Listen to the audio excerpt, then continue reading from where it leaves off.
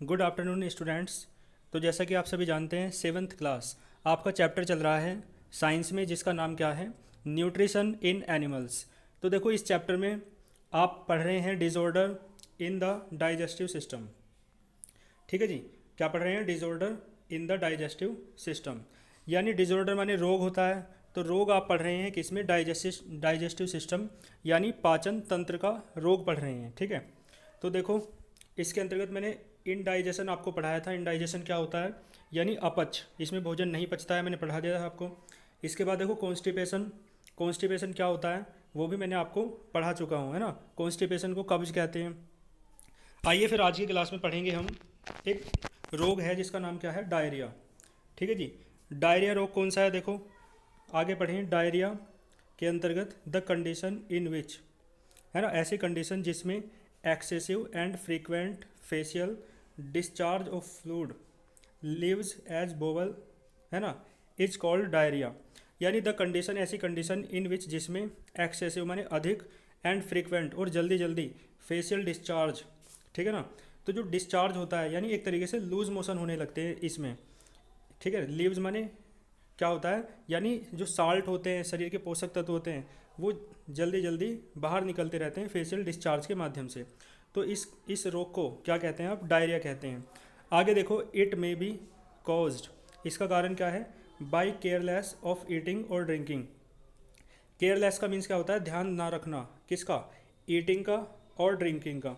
यानी या तो आप अच्छे से नहीं खाते हैं कोई चीज़, या अच्छी कोई चीज़ नहीं पीते हैं। बाई फूड पॉइजनिंग, देखो फूड पॉइजनिंग कह रहा है, यानी कोई ऐसा भोजन खा लेते हैं आप जिसके कारण, है ना, जो अशुद्ध होता है और उसके कारण ये प्रॉब्लम हो जाती है। और कह रहा है देखो, और इनडाइजेशन। इनडाइजेशन क्या होता है आप जानते हैं, यानी अपच। अपच भी इसका एक कारण हो जाता है। और बाई इन्फेक्शन, इन्फेक्शन भी इसका एक कारण हो सकता है जब पेट में इन्फेक्शन हो जाता है। तो देखो, दिस में सून लीड टू डिहाइड्रेशन, इसके कारण क्या हो जाता है? दिस में सून, यानी इसके कारण, सून माने जल्दी ही, लीड टू डिहाइड्रेशन, यानी डिहाइड्रेशन हो जाता है, यानी शरीर में पानी की कमी हो जाती है। देखो, due to excessive loss of water, किसके कारण होती है पानी कमी? क्योंकि, है ना, लॉस माने कमी हो जाती है, एक्सेसिव अधिक, और वाटर माने वाटर की, यानी पानी की अधिक कमी हो जाती है इस रोग में।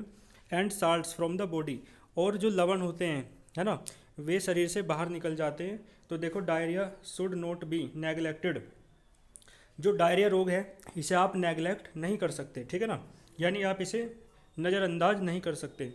देखो, इवन बिफोर ए डॉक्टर, यानी एक डॉक्टर के पास जाने से पहले, है ना, बात करने से पहले डॉक्टर से, इज कंसल्टेड का मतलब द पेशेंट शुड बी, ध्यान देना मेरी बात को, the patient should be plenty of boiled and cold water, यानी जो आपका पेशेंट है उसे बॉइल्ड माने उबला हुआ, कोल्ड माने ठंडा पानी देना चाहिए। और कैसा पानी देना चाहिए? With A pinch of salt sugar dissolved in it, यानी ऐसा पानी जिसमें साल्ट माने क्या? नमक, है ना, शुगर माने क्या? चीनी, चीनी और नमक घुला हुआ हो, ऐसा जल देना चाहिए। This is called oral rehydration, इसे आप क्या कहते हैं? रिहाइड्रेशन कहते हैं। यानी, ठीक है ना, ओरल रिहाइड्रेशन का क्या मतलब है? इसका मतलब ये है कि दोबारा हाइड्रेशन जो है, यानी शरीर में पानी कमी हो गई थी तो दोबारा पानी हो जाता है ना, पानी आ जाता है, यानी जो पानी की कमी हो जाती है वो कमी पूरी हो जाती है। सॉल्यूशन कह रहा है, देखो सॉल्यूशन, सॉल्यूशन का मतलब विलियन, जो शरीर में जल है वो अधिक मात्रा में आ जाता है। तो डायरिया आपने यहाँ तक समझा, तो यहाँ तक आप देख लेंगे, ठीक है ना। और इसके बाद फिर नेक्स्ट क्लास में नेक्स्ट टॉपिक के साथ मिलते हैं, तब तक के लिए ऑल द वेरी बेस्ट।